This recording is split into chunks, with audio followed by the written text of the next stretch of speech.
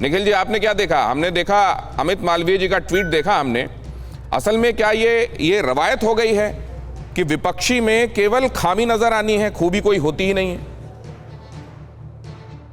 जी नमस्कार।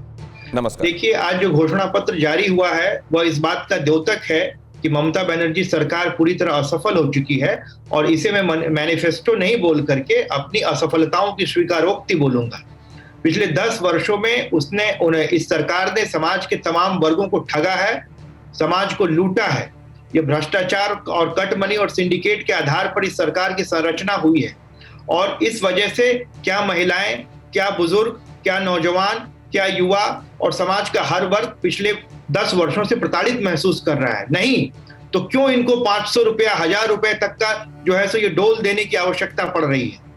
आज अगर इन्होंने यहाँ जो इंडस्ट्रियलाइजेशन किया रहता, आज 4 लाख करोड़ का ऋण है जो कि इनके जीडीपी का 33% है। आज ह्यूमन डेवलपमेंट इंडेक्स में 28वें नंबर पर है। सस्टेनेबल डेवलपमेंट गोल्स में इसका स्कोर 52 है 100 में। आज पर कैपिटा इनकम 1,15,000 के करीब है, जो कि देश के एवरेज से 11,000 रुपया कम है। और इसके अगर यही रफ्तार चली तो 2030 तक ये गरीबी उन्मूलन के अपने लक्ष्य में सफल नहीं रहेंगी। कोई लॉन्ग टर्म प्लानिंग नहीं दिख रही है। किस तरह यहाँ औद्योगिकीकरण होगा, किस तरह यहाँ जो बेरोजगारी है उसे दूर करने का कोई गेम प्लान नहीं दिख रहा है, कोई स्ट्रेटजी नहीं दिख रही है। ये 1000, 2000 ये इधर, 2000 इधर बढ़ा दिया, 3000 उधर बढ़ा दिया। ये तो एक तरह से अपने असफलताओं को छुपाने के लिए, ढकने के लिए है। अरे मैं ये कहता हूं कि किस तरह पेंट करने से, जो नीला और सफेद पेंट करने से विकास नहीं होता है। विकास की चमक जो है वो लोगों के, यहाँ की महान जनता के चेहरे पे दिखनी चाहिए, जो कि पूरी तरह से हताश है, निराश है।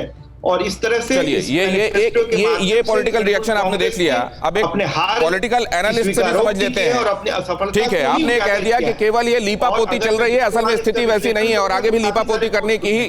ठीक है, मैं आपके पास लौटता हूं, लेकिन प्रोफेसर गीता भट्ट, यही था, इसीलिए ये जो घोषणा पत्र थे उनको बाद में नाम बदला गया उनका। किसी ने संकल्प पत्र कहा, किसी ने वचन पत्र कहा। ये क्रेडिबिलिटी है इनकी। बहरहाल, आपका ऑब्जर्वेशन क्या है इस पर? देखिए दिनेश जी, ममता दीदी अपना जो घोषणा पत्र लेकर आई हैं, और जो अभी आपने खुद इतना आकलन करके बताया है, तो जो करनी और कथनी है उसमें जो एक अंतर पिछले सालों में, 10 वर्षों में दिखाई दिया है, ऐसा आगे ये कमी पूरी वो कर पाएंगी, इसके ऊपर प्रश्न चिन्ह है। क्योंकि वहां जिस प्रकार का भ्रष्टाचार, वहां की जो सरकार है, वहां की जो गवर्नेंस है, उसमें एक तरह से बस चुका है, रम चुका है, जिसे कि आप कट मनी कहें, तोलाबाजी कहें। उसकी वजह से वहां सब जानते हैं कि जो भी सरकारी योजना लाई जाती है उसका कुछ प्रतिशत वहीं के जो स्थानीय कार्यकर्ता है पार्टी के, उनके द्वारा लिया जाता है, और तब उस स्कीम का जो भी जो पैसा है या कुछ भी जो लाभ है वो वहां के लोगों को मिलता है। तो इस प्रकार का जो एक ये कट मनी जो वहां के कल्चर जो स्थापित वहां हो गया है, उसको तोड़ पाना जो है आज की जो भी आज विपक्षी दल है, भारतीय जनता पार्टी है, आगे बढ़ रही है, बाकी जो पार्टियां हैं, उनके लिए उन्हें ये जो भ्रष्टाचार है सरकार में, उसको खत्म करने की किस प्रकार से। आप दोनों की बातों का जवाब लेता हूं मैं। हम लगातार ये भी दिखाते जा रहे हैं कि पहले किए गए वादों का तृणमूल कांग्रेस के हिसाब से एक रिसर्च के दावे क्या कहते हैं वो ऊपर आप देख रहे हैं, लेकिन इस बीच आप दोनों की बातों का जवाब देने के लिए संजय जी तत्पर हैं। संजय जी। हाँ जी, ये आज के इस डिबेट में राजनीतिक विश्लेषक भाई साहब और ये सीनियर जर्नलिस्ट की जो बातें मैं सुन रहा था। हेलो, सुनता जा रहा हूं, कहते जाइए सर। ये बातें जो मैं सुन रहा था, मुझे बड़ा आश्चर्य होता है।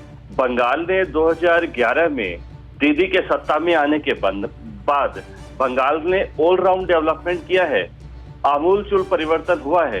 बंगाल ने व्यवस्था, वामफ्रंट के समय जो बंगाल की हालत थी की है, और इन लोगों को ये प्रगति दिखती नहीं है। ये कौन सा चश्मा पहनते हैं, ये मेरे समझ से बाहर है। और जहां तक आज ये घोषणा पत्र चालू हुआ है, भारतवर्ष में एक बात आपको बता दूं, भारतवर्ष में यदि कोई मुख्यमंत्री बेसिकली अपनी जो बात है तो वो दीदी ममता बनर्जी की छवि है। और जो काम हुआ है वो काम बंगाल की जनता स्वाभाविक तौर पर सरकार से खुश है। ठीक है। 2011 में हमें जितनी सीटें मिली, 2016 ठीक में है। हमने उससे ज्यादा सीटें ली और ठीक है। 2021 में स्वाभाविक तौर पर हम 2/3 बहुमत के साथ सरकार में आए। तो अगर बंगाल की हालत इतनी ही खराब है तो 2011 के बाद 2016 में सरकार कैसे बन गई और एक बार फिर से हम सरकार बनाएंगे, संजय शर्मा का दावा। फिक्र आपकी, सोमवार से शुक्रवार रात 9 बजे सिर्फ TV9 भारतवर्ष पर।